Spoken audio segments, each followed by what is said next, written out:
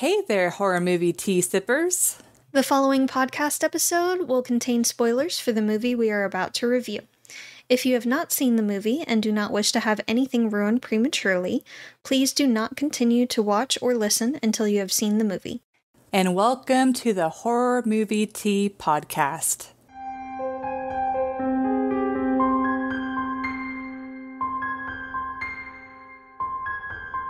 Today, we are covering As Above, So Below. But before we go into the review, let's grab our cups and talk about tea. I am using my Please Don't Kill Me mug on our Teespring. I'm drinking the Republic of Tea Earl Grayer tea, which the caffeine's starting to kick in. And it's got black tea leaves and bergamot oil, as is typical with Earl Grey. Yep. And I am drinking Republic of Tea's Rest tea. And it has organic chamomile, organic lemon balm, organic passion flower, organic licorice root, natural creamy vanilla or French vanilla flavor, and organic lavender. And those are definitely starting to kick in because I am ready for a nap.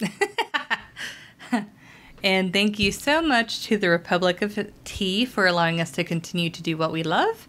And for our tea sippers out there, brew yourself a cup of tea, sit back, relax, and we hope you enjoy the review. So for the summary, she is following her father's footsteps with trying to find the Philosopher's Stone. And they talk about like Nicholas Flamel and all of that and kind of like give you the alchemy mythos that we've a lot of us have heard before. And they figure out that it's probably in the catacombs in like a secret or like well hidden pathway.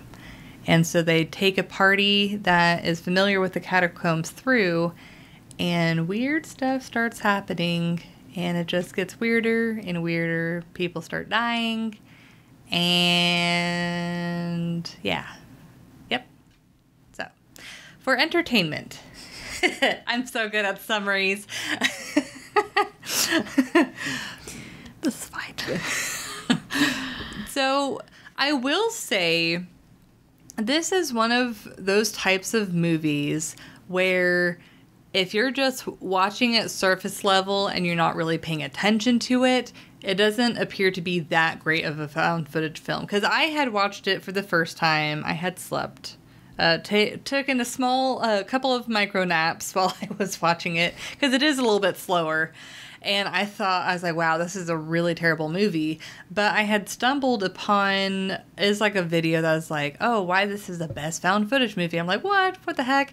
And they kind of like gave a better explanation on how this movie is actually known as like a modernized version of Dante's Inferno mixed with a lot of like alchemy history and that kind of like mythos. And rewatching the movie since that, it has allowed me to appreciate it a lot more. And it's like, I like how the movie starts off with giving you a strong sense of motivation for the character. Like, how did I describe it? Yeah, I said it's like National Treasure combined with The Descent. Where there's like, oh, this means this thing, this thing, this thing. But then you have that creepy, like, as they're descending down, it's just like, things get worse and worse and worse. But it's like, it definitely, instead of feeling like a horror found footage, it almost feels like an adventure that they're going on. Almost. But I will say, the fact that it is a found footage film, I don't completely understand why they did it that way. Like, on the one hand, it is unique that they had the different head cams, but at the same time, I feel like it would have been just as good of a movie, if not slightly better in quality, if they had just, like, not made it a found footage movie. Like, keep the same, like, storyline, but just have, like, your actual like cinematic filming technique. And it probably would have helped a few of the scenes deeper in the catacombs make a little bit more sense, because sometimes whenever the people are like moving their heads and there's that shakiness, it's hard to gather, it's hard to orient yourself on like where they are and what's going on. I feel like they were trying to play into the labyrinth that is the catacombs by doing that. Yeah, and it definitely does help make it feel easy to be lost in and stuff like that. But everything looks the same. Yeah. But I personally would have really loved to see a version of the film that is not like found footage based. But I think it also came out around the same time as it was really, really big. Yeah. Yeah. Which is why I feel like this movie gets lost pretty quickly. But it really is. I mean, it's not everybody's type of movie. It's a slow burn type of movie, but everything, like if you pay attention, everything that is shown is intentional. And so it's like you feel like you get a lot of reward for paying attention, and then later on, because you know they play on the elements of like as above so below. So it's like if you pay attention to what happens in the first like half of the movie, as they go into the second half, you're like, oh, that relates to that and that relates to that. So that makes it fun to watch and like be able to like coordinate. I did think like some of the things that they had to do to make it through the cave, like the rectifying through their sins or whatever, that was pretty interesting. Also, like, the puzzles to get, like, through. And the fact that it's like, oh, we're really deep in the cave. We're so deep that now we have to keep going deeper in order to surface up. Which, in my mind, I'm like, well, what if the surface that you go to is not actually the surface that you came from? What if it's, like, an alternative universe or whatever? Like... That's literally what I wrote. But this movie... Just so y'all know, we don't actually show each other our notebooks before we record these. Yeah. It's like sometimes we'll pass like a little bit of our thoughts, but we don't really go into it until... We don't like trade notebooks and talk thoroughly in depth before each of these, so... Yeah. Which is why our episodes are hit or miss in quality. A little bit. Some of them are a bit chaotic. It's fine. But... They keep going deeper. Yes. And, like, this movie isn't inherently scary, but definitely has some, like, creepy parts to it. It has a lot of intensity. Yes. Yeah. A lot of tension, a lot of creep factor, like the piano that is like randomly there with the same note. That so it's more psychological than jump scary. But yeah, but overall, like I said, it's not a movie for everybody, but I really enjoy it. And if you like the movies where if you pay attention to it, you kind of get that feedback. And honestly, I've watched it multiple times, and each time I watch it, I've noticed something additional that I didn't notice before. And maybe it's because I'm not super observant, but either way, it's a possibility. I think it's worth at least one watch. So yeah. Yeah. Oh wait, did I even say my rating? I don't think you did. Oopsies. Oopsie poopsies. I'd rate it as a 7.5. Because it's like, it doesn't deserve to be down with, like, Child's Play and I forgot what the other 7.25 was. Hell House LLC 2. Like, it doesn't deserve to be in that tier. But it definitely doesn't deserve to be higher than a 7.5 because it's not, like, a go-to movie that I go to all the time. It's like, I have to be in the mood to want to pay attention rather than zone out. Yeah. Watch it. So, I also like this movie, but I feel like it's the kind of movie that I almost have to be in the mood for. And if I'm in the mood to watch it, then yeah, this is a good movie and I enjoy it. If I'm not really in the mood to watch it, then it's just kind of eh. So it's kind of hard to rate in that regard. I think I'm going to give it a 7, though. Because all around, like, when I do want to watch it, I'm engrossed in it. And I'm paying attention. And I'm finding things that I didn't notice on previous viewings. So, like, this time around, I noticed mouths in the stone when you see her trying to get free from the noose. Oh. Mm-hmm. Oh. I had to back it up. I'm like, wait a minute. Were those mouths? Yeah. Yeah, they were mouths. You can see teeth. Num num. Yeah. And it was almost like they were kind of mocking her. So that was interesting. I do have questions after viewing it a few times, like I do with every movie ever. But on the whole, it's an interesting take on the Inferno. And it's definitely an adventure that they go on.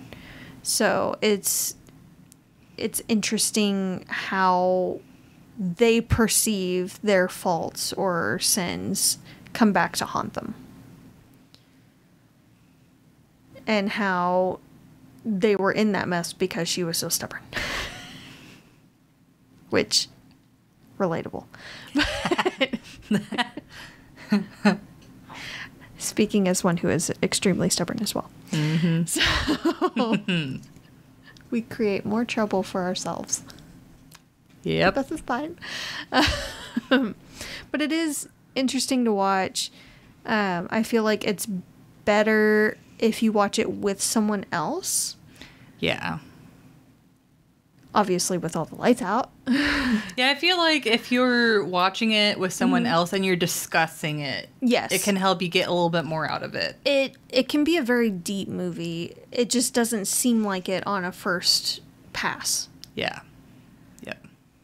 So it's like surface level, just but deep. You have to dig into it a little bit. So I know that's not everyone's cup of tea to watch a movie like that where they have to dig into it and get really into the meat to really enjoy it. But this one is worth it. Yeah. That's what I got for entertainment. We'll get to realism where some of it just kind of irks me. But well, it's like realism is pretty tough. Mm-hmm. Because it's a mixed bag, really, where there are some things that I can see are realistic and like some of their reactions. Mm-hmm. And, you know, at first they kind of play it off as more realistic because they're talking about like controlling their resources and stuff like that. But then it doesn't stay consistent with that. Oh, yeah. Yeah, no, not at all. Yeah, the one thing that really irked me is like, oh, we gotta save the batteries, and the next scene, they all have their headlamps, and they on. all continue to use their headlamps even when there are things hunting them. Yeah, and that's a part of the thing that I'm like, well, that's the one fault of it being a found footage film. Is you have to have a level of like light and stuff for you to see the film. But if they would have just had the characters like freak out, turn out the light, and just kind of like breathe in dark, but then actually have like a cinematic like camera moment, that would have been or use night vision. Yeah. Like if they absolutely have to keep using the cameras, have a night vision setting. Yeah. So. Yeah. So the audience can still see what's hunting them in the dark, but the characters don't necessarily know it. Yeah. But like on the one hand, Benji freaking out about being in a tight space was pretty realistic, because I've had that type of reaction before, being in a tight space. That's how I didn't know what that was until I was a dumb kid and decided to squeeze in a super small space, and then I'm like, why am I panicking? I did this to myself. Yeah. But it's like, at the same time, if Benji is that scared of tight spaces, why would he go into the catacombs with them? That seems like a major flaw in his choice. Because, like, I understand... Because movie's got a movie and he was making a documentary. Yeah. It's like, I understand on the one hand, you know, if he's like, oh, we're going into the catacombs and there's plenty of walking space, but it's like, they implied very heavily before they even went in that they're going to go in areas that no one has ever been before.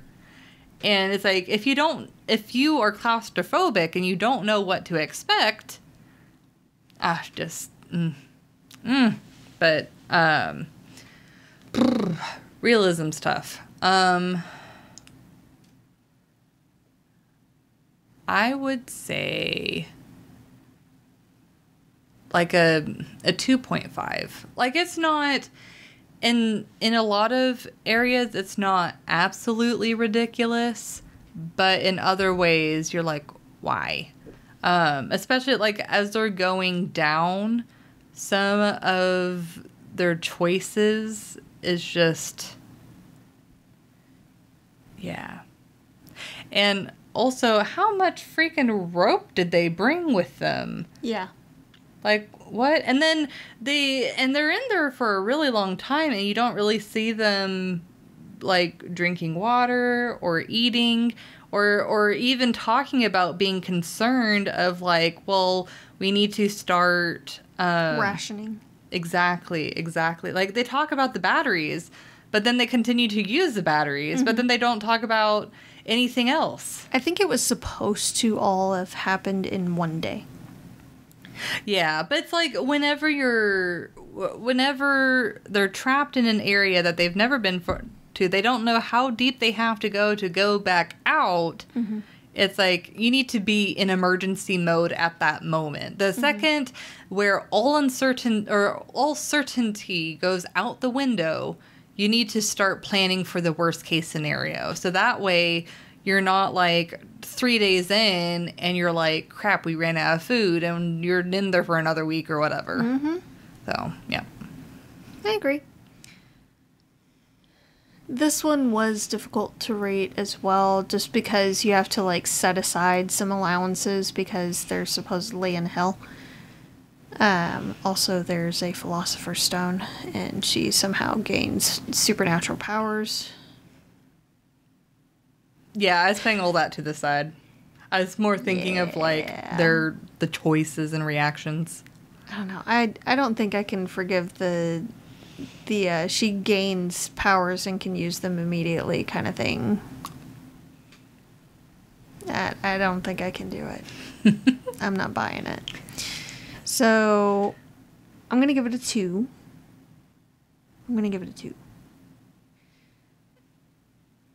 I don't understand why, when she heard about the place in Iran, or however you want to pronounce it, I've heard it multiple ways, about the potential rose stone for the translations. Oh, that stressed me out. Why didn't the guy that told her about it just send her pictures?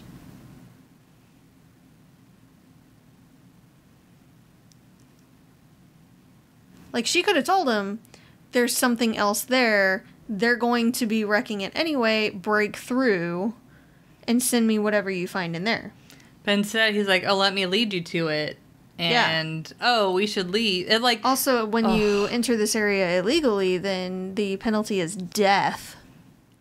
Yeah. So don't get caught. And don't stay in there too long, because you might also die. Yeah, because they're going to blow up the tunnels. Yeah, well, she is very lucky she made it out, because she... I also didn't understand why when the caves were exploding, she saw her father hanging. Like, it wasn't exactly a hallucination because it was on the camera. Yeah. And then also, she wasn't going through the trials or anything yet at that point. Exactly. So if that scene was more from like a cinematic standpoint instead of found footage, then that would have made a bit more sense. She's so stressed out, she's hallucinating kind of thing. Yeah. But because it was like in the camera view of found footage, it just seemed very out of place, especially at that point in the movie. Yeah. It made more sense when they were actually going through the trials and the different circles of hell and things, but not in the very beginning there. Yeah. Yeah. Also, I did love, honestly, the chaotic good of the guy breaking into different places to fix them. Like, normally when people break into places, it's just to see if they can, or to take stuff, or generally cause havoc. But he goes into different places to fix stuff. Yeah, and it's like, what do you do? It's like, we're arresting you for the crime of breaking and entering, but you also fixed the spell that hasn't worked for over 200 years. Like, yeah. What do you do? Yeah. So it causes confusion, of course, but people are mostly happy, so... And I find it very, very interesting. It was big movies got a movie moments when they keep saying, you know, if the police catch us down here with this stuff, we're screwed. And like, I'm only walking you down there, but that's it. Like, I was just going to be your translator. Oh, yeah. I'm only walking you to the place where even the entrance, if you get caught at the entrance by the police, you're getting charged with trespassing or something of the like. But I'll go ahead and walk you there. Yeah. When he is upset about getting arrested in Turkey. Yes. Yeah. And adamant about I'm not going down there. Mm-hmm. Then why not just say bye at the van? Yeah. Bye, have fun, good luck at the van. Yeah. It was definitely a movie's got a movie moment that didn't necessarily need to happen. Yeah. Another movie's got a movie moment is when they're talking about the mole. Oh, yeah. And they're like, oh, something's wrong with him. And proceed to get closer. Yeah. So he could kill one of them and then run off, and then he was no longer a problem. Like, we never see anything from him again. Yeah, it's so weird. It's like they talk about him but no sign, and then he appears, and then he's in there for a little bit, then he causes chaos, and then he runs. He's kind of their guide at first, leading them into the trials itself once they cross the threshold. Yeah. But then afterward, he kills one of them and then leaves. And then he's no longer a problem. They don't see him. They don't hear from him. He doesn't call. He doesn't write. Like, he's no longer a problem. No Pasco. Yeah. I also want to know why in these catacombs there are so many femurs. There's like no other bones. I saw maybe one skull. And pretty much all of the other bones were leg bones. It was just femurs. That's very true. Like, I get that that's one of the most recognizable kind of bones. But there were millions of corpses. Yeah, because I forgot the catacombs were built because of the Black Death, right? Pretty sure. It was a place to thousands upon thousands of bodies. Just bones. Yeah. Bones. And they so, Tetris them together. Yes. So there should have been some variety of said bones, of rib cages and phalanges and metatarsals, probably saying that wrong, but skulls. Like, there should have been all kinds of different bones, and really, like, probably about 98%, maybe a bit more, were femurs.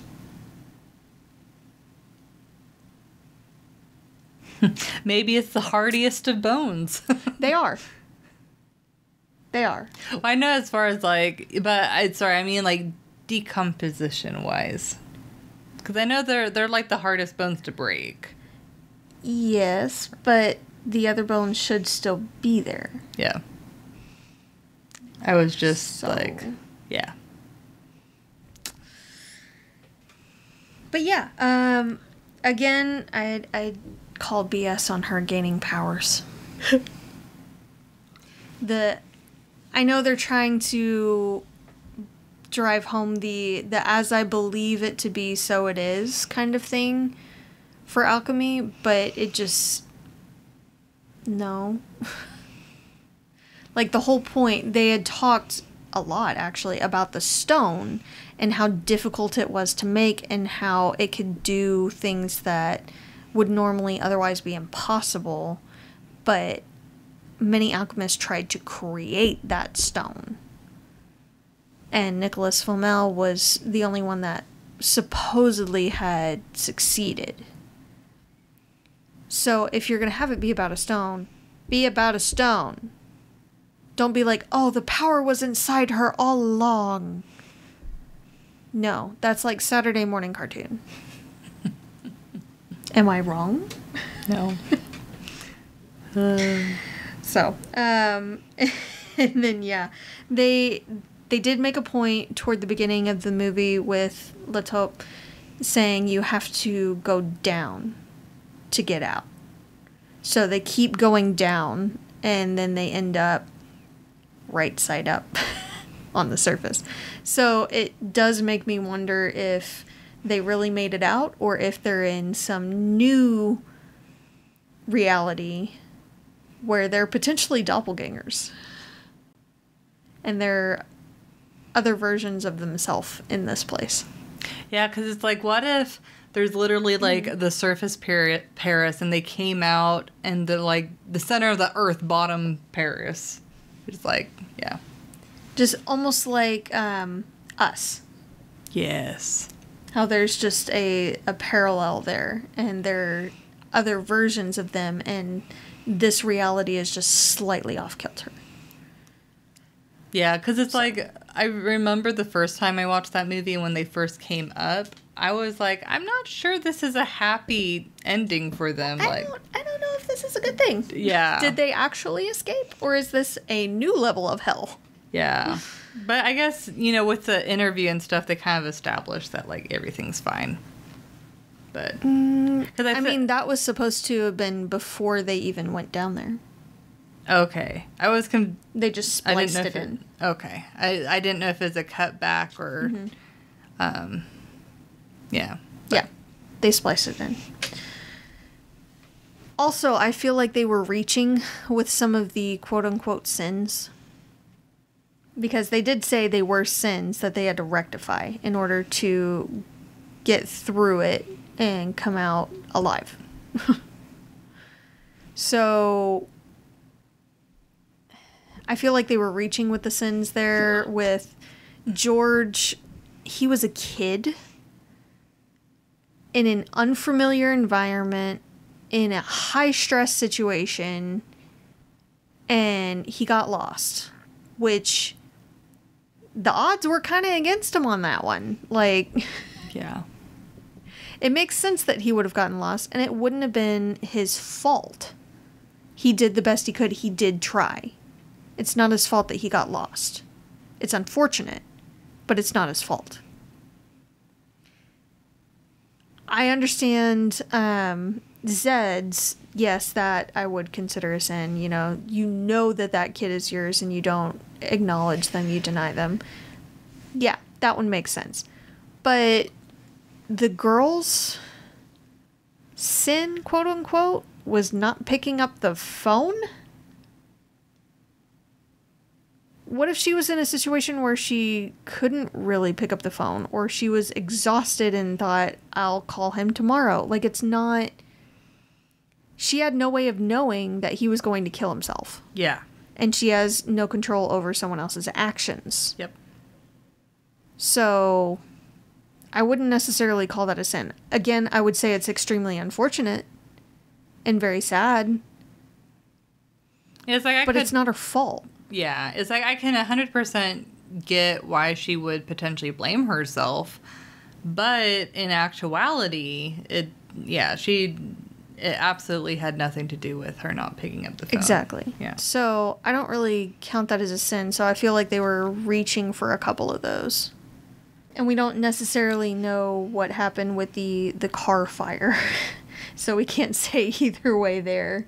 Yeah. That was pretty decisive, too, of a death. And it's like, in cases like that, it's difficult for a movie like this to create that balance of having likable characters that have done something really terrible. Mm-hmm. So I think they erred on the side of caution and leaned on more likable characters and had the sins like less like terrible or whatever. But on the flip side, that meant that it's like, what sins are you repenting for? Yeah. It just didn't make as much sense there.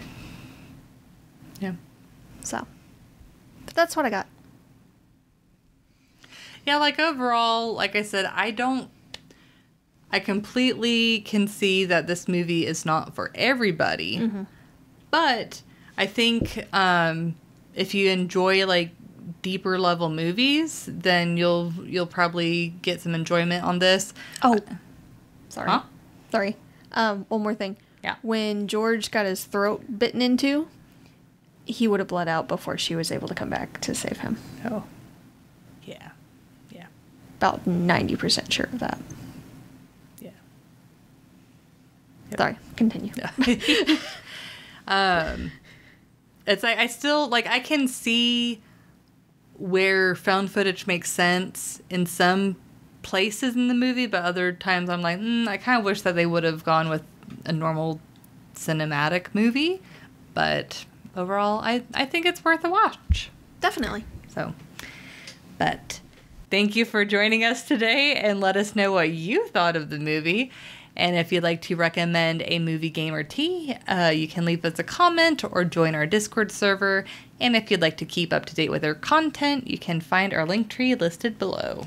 And if you'd like to support us monetarily, we have a Teespring and a PayPal donate button, or we have our affiliate link with Republic of Tea available. It does not affect the price of the tea, it just allows us to continue to do what we love. You can find all of the sites mentioned linked below. But until the next time, guys, stay safe and stay spoopy.